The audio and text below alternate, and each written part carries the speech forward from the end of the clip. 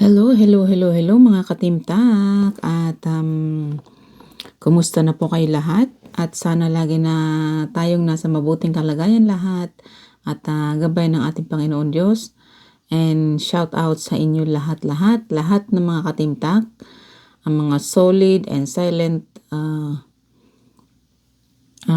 viewers and silent supporters ng Team Abot Kamay, outside TAC or inside TAC.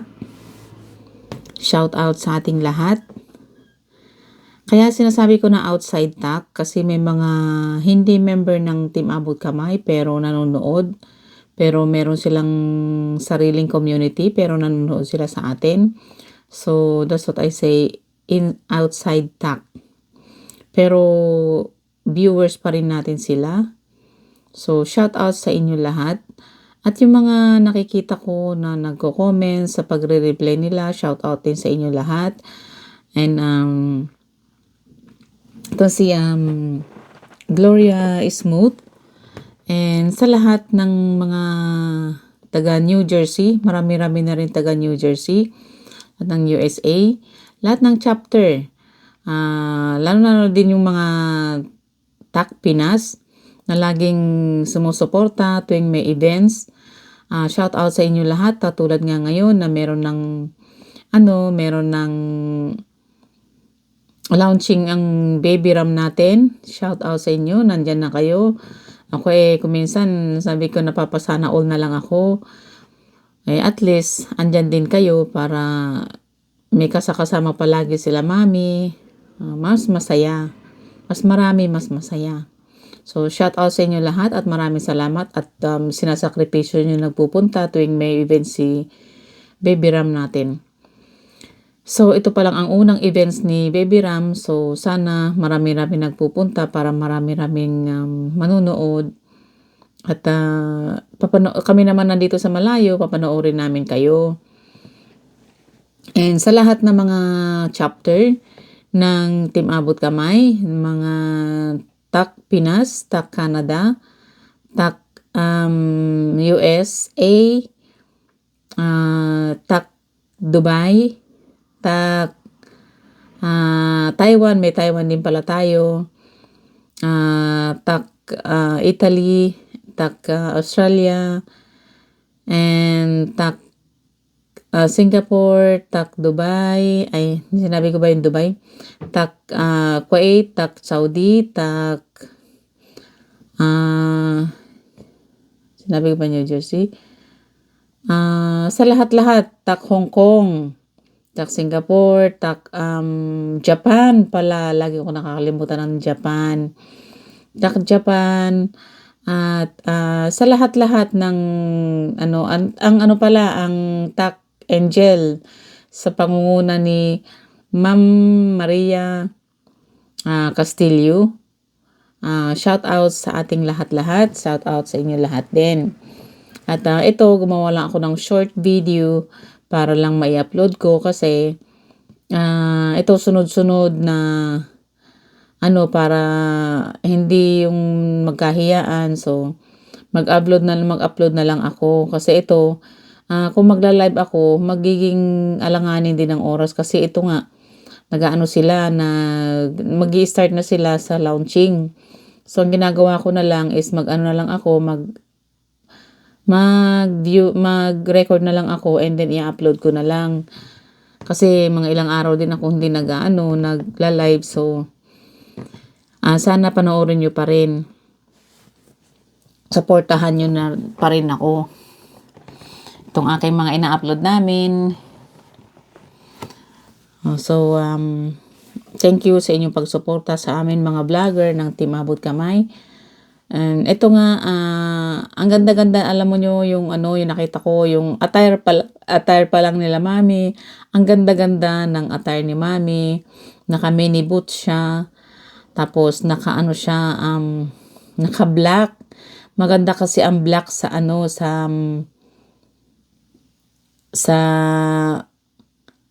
gabi. Mas lalong nakakaputi sa gabi ang black. Tsaka maganda. lahat ng event sa gabi karamihan black ang ginagamit. So, ang ganda, parang tapos ang liit ng tangkad ni Ram, ang liit ni ang liit ni Mami.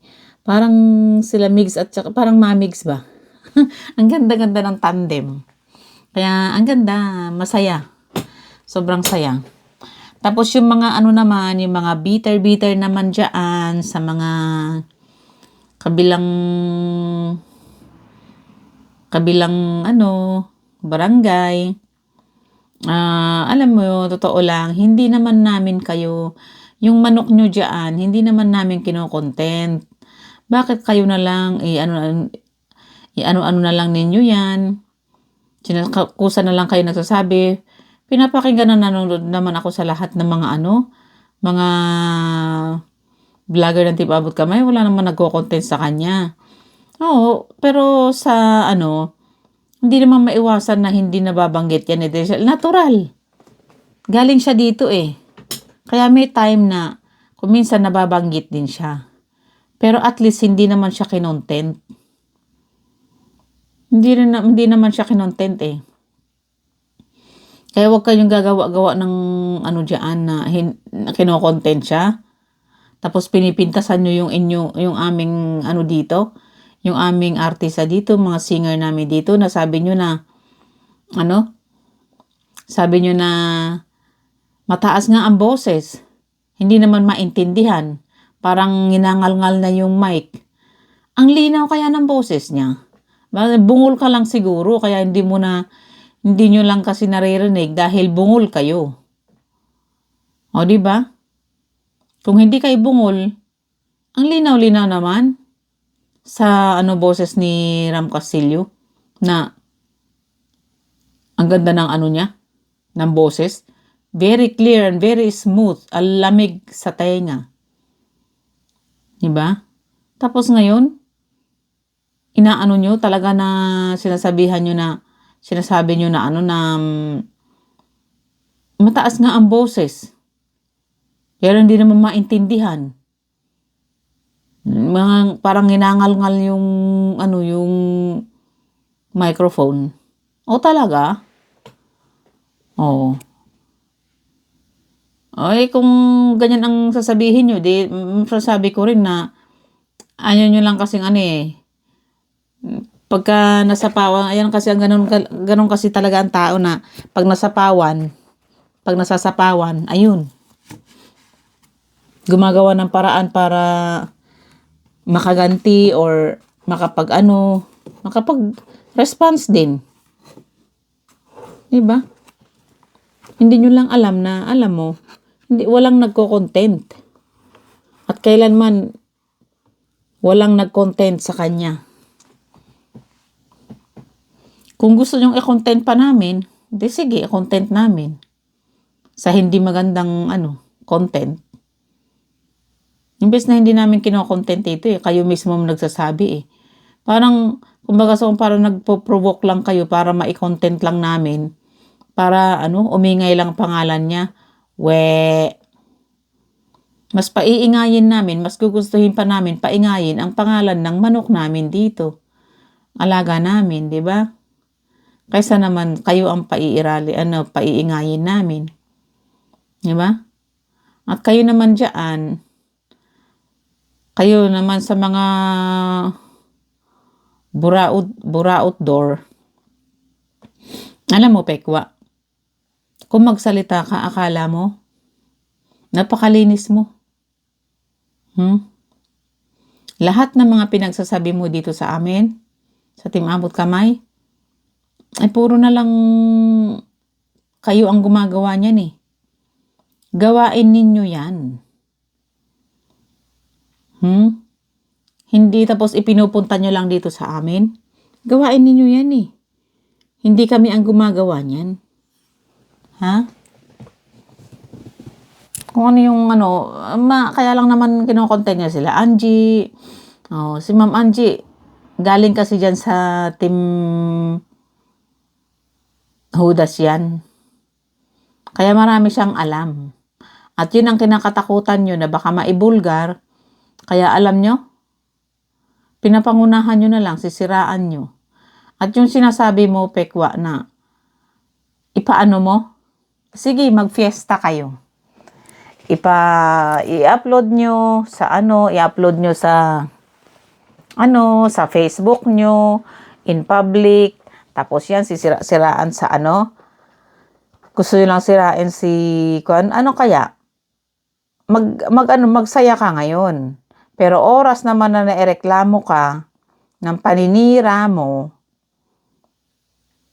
sa isang tao, mabigat-bigat na rin yan, yung cyber libel na iaano sa'yo. Dahil alam mo, ang isang tao, hindi mo dapat ipapublic yan at hindi mo pwedeng sirain yan. Ha? Dahil unang-una, hindi naman siya nakakolekta eh. Hindi siya nakakolekta ng any amount. Kayo lang kasi eh. Tapos wala kang sapat na ebidensya sa sinasabi mo na mambubudol siya. Dahil alam mo lahat ng sinasabi mo ay ikaw lang yung nabubudol eh. Diba? Ikaw ang utang ng utang, pasimple-simple ka, umuutang ka, pero wala nang bayaran. At ginagamit mo pa yung mga anak mo, ginagawa mong kumpare, para sa sa pera. Para pwede mo silang mautangan. Alam mo, sabi mo na walang ebidensya sa pag-aano sa'yo. Pag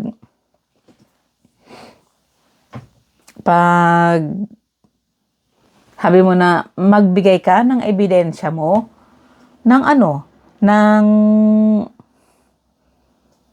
pangungutong at paghihingi. Alam mo, wala nga ebidensya pero maraming testigo. Marami naman testigo. Diba? Marami nagsasalita sa mga inutangan mo, sa mga tineteksan-teksan mo. Diba? Marami. Maraming nagsasalita na.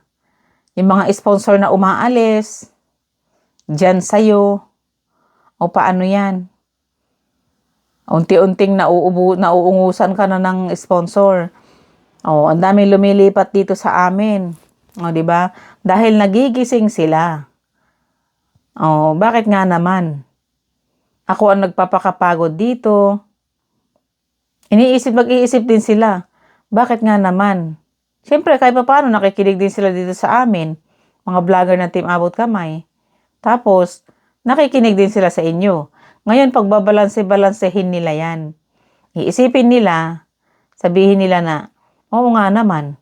Bakit nga naman ako ang nagpapakapagod na magtatrabaho bago ko makuha yung sahod ko? Tapos ipapadala ko lang kay Pekwa. Papadala ko lang sa lalaki ng tiyan nila. Kain tulog sila. Tapos, ako ang nagpapakahirap dito. Okay lang naman sana kung nagpapacharity kayo. Hindi eh. Hindi naman kayo nagpapacharity dahil sa katawan lang ninyo, sa pamilya nga lang ninyo, sa sarili nga lang ninyo, kulang pa dahil masyado kayong mga maluluho. Diba? Totoo naman. Tapos ngayon, sasabihin nyo na sasabihin nyo na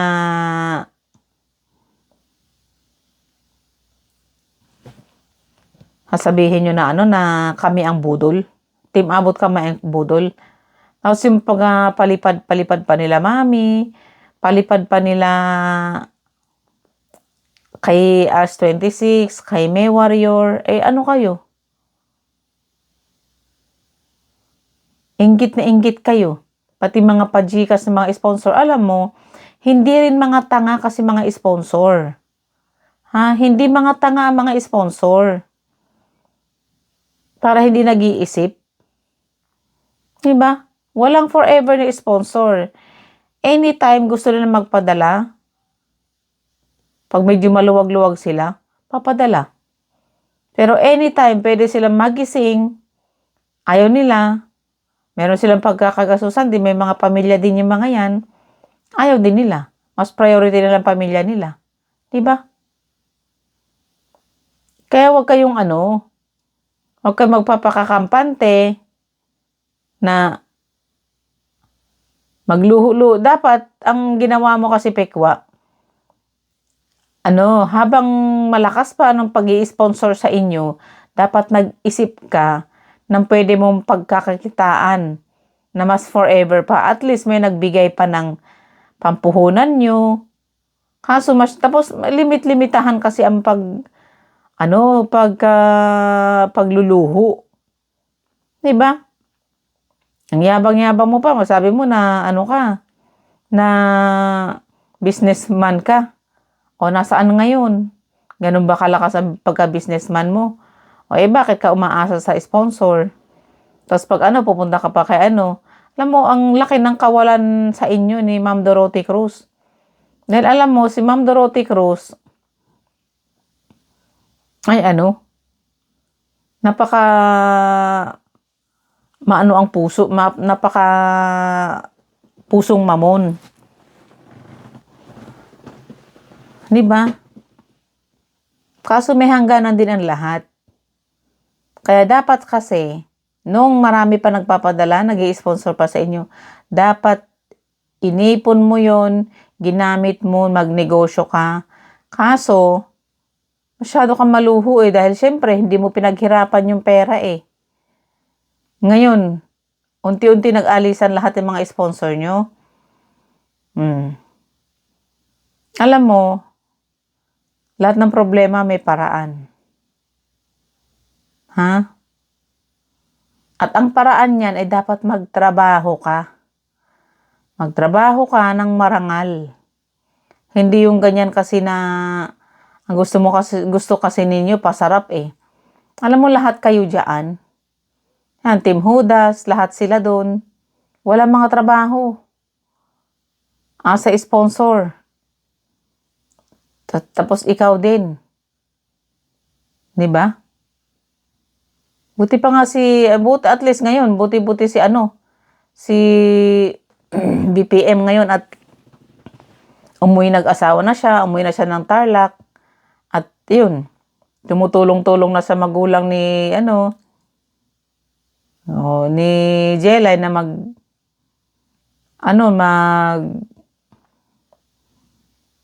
tanim-tanim ng kung ano-ano, o at least nabubuhay pa.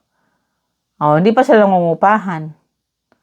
Kung sanang yan ang inisip mo din, dapat very active ka. Hindi yung ganyan nakikipaglaban ka dito sa social media, naninira ka ng tao, naninira ka ng kapwa mong vlogger, dahil ayaw mong pumayag na talunan kayo.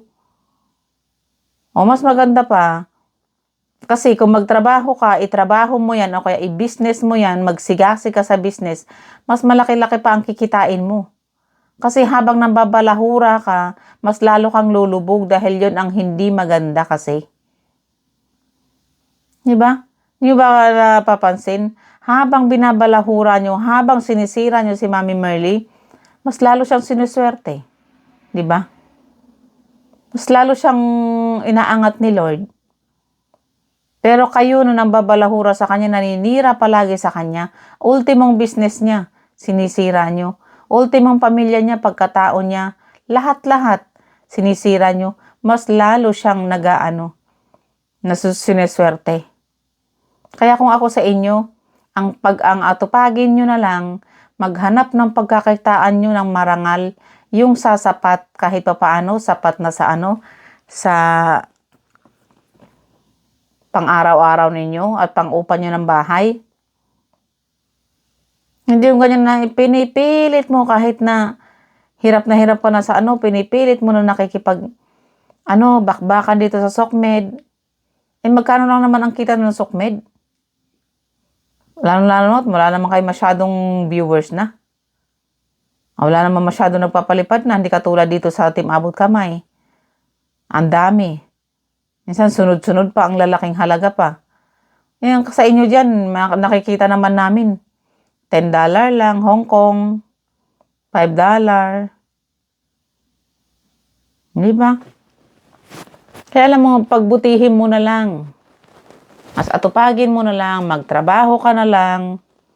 Tapos yung business nyo, yun na lang kahit kasi hindi may maliliit kayong anak, yung asawa mo na lang mamamahala sa business nyo. Total, hindi naman ganun kalakas. O, kaya niya yan. Tapos pagkatapos ng trabaho mo, pag uwi mo, yun, magtulong kayo. Ganun. Double time. Kaysa umaasa ka sa hindi pinaghirapan ng iba. Tapos nababalahura ka pa, mas lalo kang lulubog pag ganyan. Hindi ba napapansin yan? Kasi alam mo ang Panginoon Diyos. Ang sabi nga habang inaapakan mo, mas lalong inaangat ng Panginoon. Ganun yun. At yung nang aapak, yung nagyayabang, sila pa ang unti-unti naman lumulubog. Ganun yun. Kaya huwag ka nang pinag-iinitan mo si As. Tuwing punta niya doon sa Team Abot ka, inggit na inggit ka. Tapos sasabihin mo pa, pati yung pagbabalot niya ng pagkain, natural, kung wala namang kakain doon kung ipinapadala naman lang, dalhin mo na yan, wala namang kakain dito, natural, dadalhin niya. Tapos doon siya. Alangan naman hindi kakainin. Kung kayo nga nagpaano kayo ng, at least si As 26, pabibihira lang papunta-punta doon. Samantalang kayo noon, nakatira kayo talaga, as in nakatira kayo doon, buong pamilya mo, nakatira doon ng 3 buwan. Samantalang si Ash, kapag meron lang event, pag may okasyon siya, o kaya kapag kailangan siya doon, saka lang siya pumupunta. Natural, magbabaon pa ba siya? Yung ba ang gusto mo? Natural, makikikain siya doon.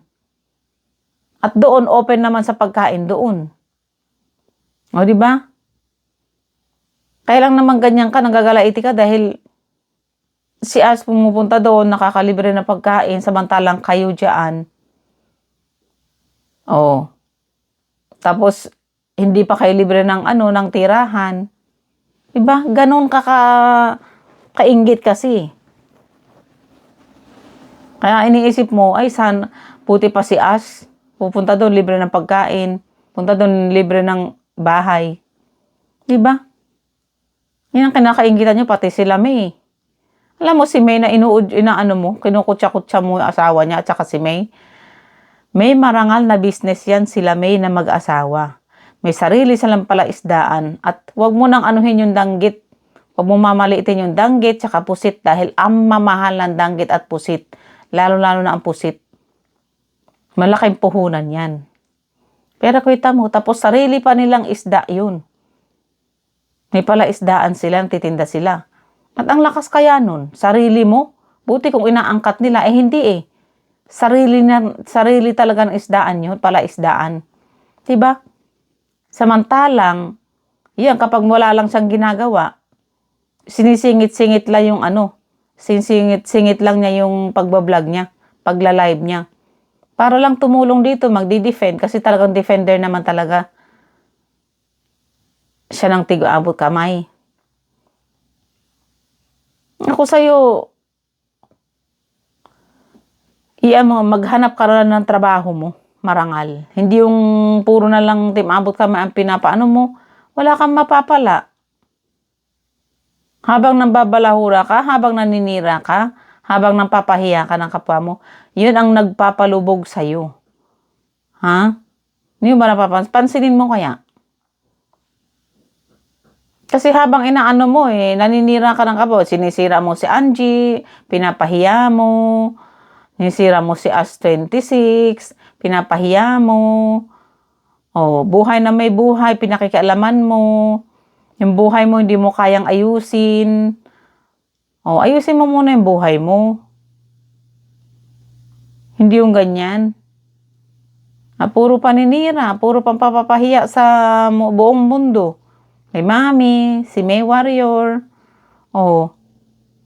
Akala nyo, aangat kayo sa ganyan na attitude ninyo, behavior ninyo?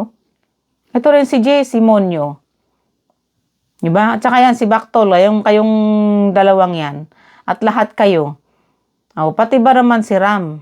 Kung hindi inggit ang umiiral sa inyo, Hindi naman kayo tinitira nila nila Ram Castillo. Bakit lagi na lang sila ang inaano nyo, pinakikialaman nyo, pati pagla-live niya, alam nyo na unang-unang live niya, inaano nyo? Unang live niya, inaano nyo? Pinag-fiestahan nyo na yung live niya?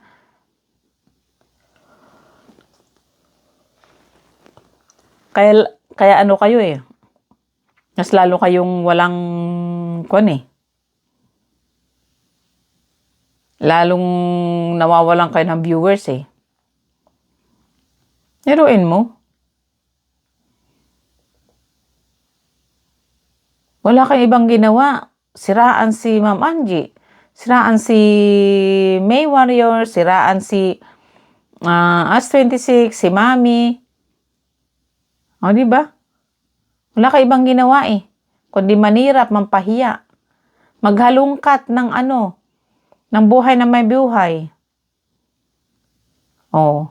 In the long run, doon kayo magkakaproblema at magsisisi. Di ba? Sa mga ginagawa nyo. Dahil lahat ng pagsisisi, lagi nasa huli. Tandaan nyo yan. Katulad nun, kung nanood ka, Pekwa, doon sa sa 50 million. 50 million. Na alam niyang hindi kanya, kitang-kita pa sa camera, na pasimple siya, na tinabihan niya yung tinabihan niya yung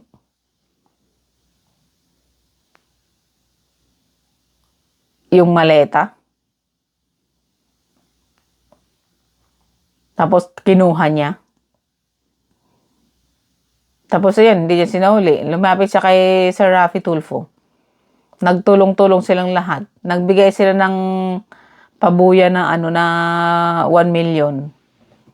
Diba? Oh. Close pa sa kanya. Yung nagsuplong sa kanya, yung nagbenta sa kanya. Sa pangalan niya, sa information niya. O ngayon, yung nagkanta sa kanya, siya ang magkakaroon ng 1 million, siya naman, kalaboso ang punta niya. O ngayon, magsisisi na siya, huli na ang lahat, di ba? Kaya kayo, pag-isipan nyo mabuti, yung mga pinagsasabi nyo. Ha?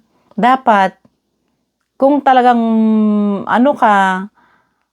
sabi mo, creator ako vlogger ako O, di ba? Gawin ko lahat ang gusto ko dito sa channel ko. Channel ko to.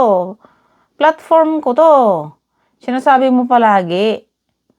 O, yan. Yan, sa mga pinagsasabi nyo, lahat-lahat, kayo dyan, sa kabila. Bandang huli, pagsisisihan nyo yan. Tandaan nyo yan. Walang nauuna na pagsisisi, lagi nasa huli. Kaya ikaw, Pikwa, yung mga pinagsasabi mo, mga paninira mo, pampapahiya mo, may yan. May kaakibat na kaso yan. Ha? Kahit pasabihin mo, sumasagot naman siya. Sumasagot naman yung pinapahiya mo, sumasagot naman sa sa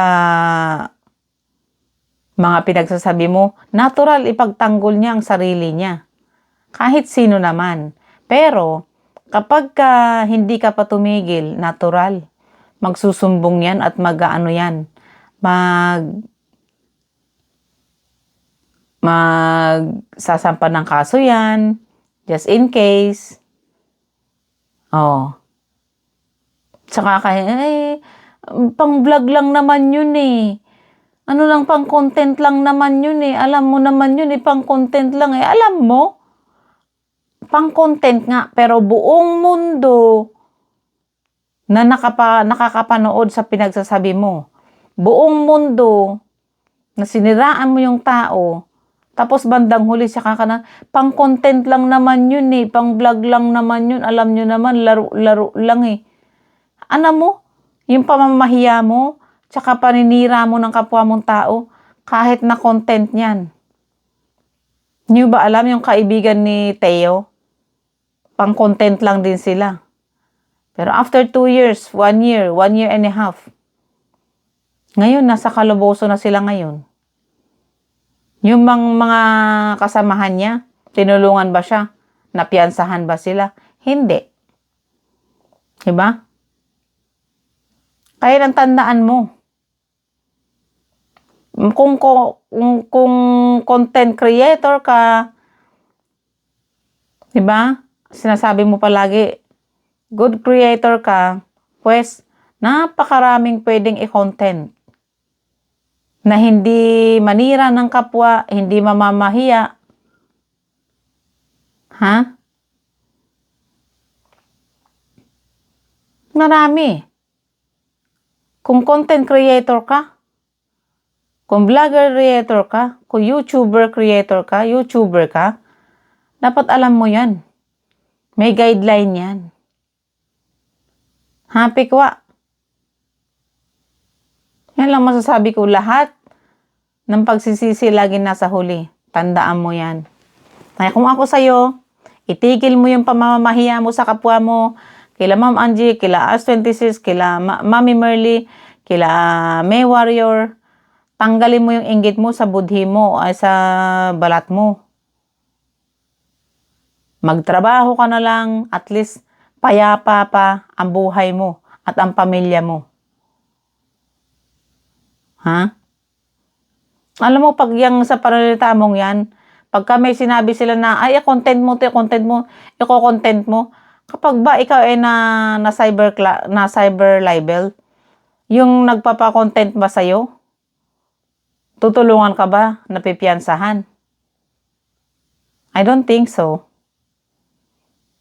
Oo nga, nagkaroon ka ng content. Baka naman yung kita mo sa pagko-content mo, pamamahiya mo ng kapwa mong tao. Baka doon ka malilintikan. Tandaan mo yan. Pasalamat ka, concerned pa ako sa'yo. Dahil inisip ko yung mga anak mo. Ang liliit pa ng mga anak mo. Sobra ka eh. Araw-araw na lang, ganyan ang ginagawa nyo. Kayo nila Tukmol. Jessie Tukmol. Si Baba Baktol.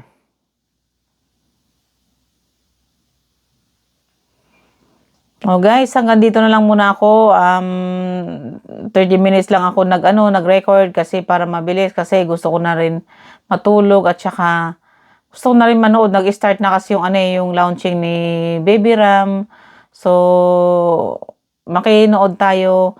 Lang ako dito kasi para dahil ilang araw na ako hindi nagbablog eh. Hindi, syempre, pag uwi ko galing sa trabaho,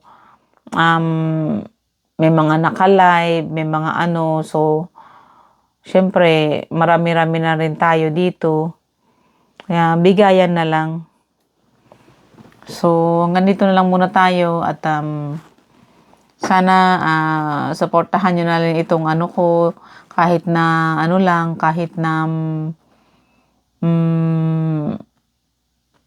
upload lang, kahit na short video lang ito. Pero sana supportahan nyo na rin ito. So, maraming salamat. Sana lagi tayong pagpalain natin, Panginoon Diyos, at iligtas sa kung ano man masamang kapangyarihan at kapahamakan. And thank you so much. And bye-bye.